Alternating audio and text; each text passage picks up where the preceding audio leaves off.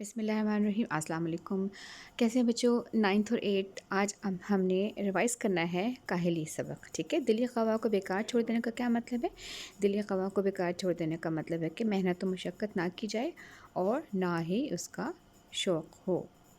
تو بچوں اگلا سوال نمبر 2، انسان کب سخت کاہل اور وحشی ہو جاتا ہے؟ جواب، جب انسان ہاتھ پاؤں سے محنت نہ کرے اور کام کاج محنت و مزدوری میں محنت و جستی نہ کرے تو وہ سخت کاہل ہو جاتا ہے اور وحشی ہو جاتا ہے۔ سوال نمبر 3، کسی نہ کسی بات کی فکر و کوشش میں مصروف رہنا کیوں لازم ہے؟ جواب، کسی نہ کسی بات میں مصروف رہنا اس لیے ضروری ہے کہ انسان جسمانی باتوں میں مشغول ہو جاتا ہے اور انسانی صفت کو کھو کر پورا حیوان بن جاتا ہے۔ اس کے علاوہ اگلا سوال، قوم کی بہتری کیسے ممکن ہے؟